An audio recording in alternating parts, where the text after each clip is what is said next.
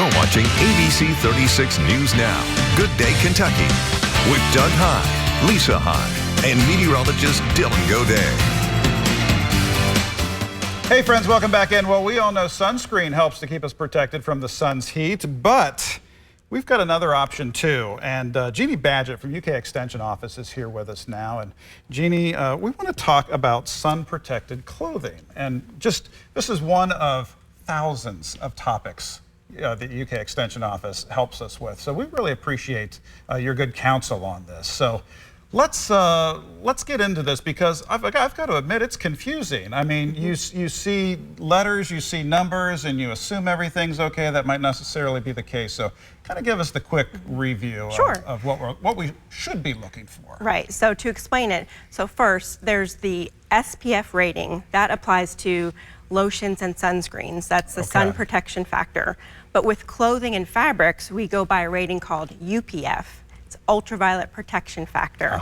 So when you're looking at clothing that is specifically rated, that has a UPF rating, ultraviolet protection factor, the ratings will normally be 50 or higher, 30, 15. And we see that on the screen here.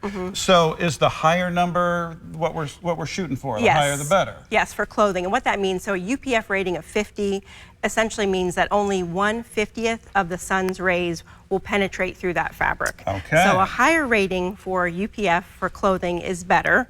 And with the clothing, the rating is given in a lab. They'll be testing where essentially holding up fabric and having UV light penetrate it, and then using a spectrophotometer to see how much is passing through.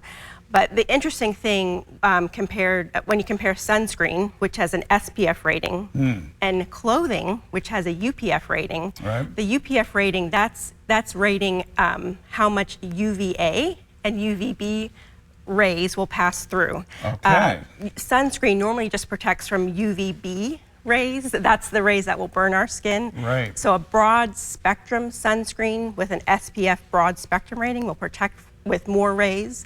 But clothing, UPF rating will protect both UVA and UVB, which is aging and burning. So something better than nothing, but the higher the number we can find on clothing, the better. And I think a lot of folks too kind of go with the assumption that the higher the number, maybe the heavier the clothing, or how's the clothing, is it treated? What exactly happens? Yeah, good question. Sometimes it is treated, but that treatment will eventually wash off. So the rating is often just based on the color. So a darker fabric will have a higher rating. So it's kind of counterintuitive. So darker will give us more protection because it actually absorbs the rays. They don't pass through. Also, synthetic fibers are better. So polyester fibers will give us more protection than cotton. Just because of the reflection of the type of fiber. And then also, you want to look for clothing that has a tighter weave or tighter knit. So it's not going to let a lot of light through. And something that's loose fitting. So what you wouldn't want is a tight white t-shirt, because the sun is going to go through there, and if you bend your arm, it's going to stretch. But you're right. This is completely counterintuitive That's from why what our moms told us back in the 70s. So this would be dark is better than white. And then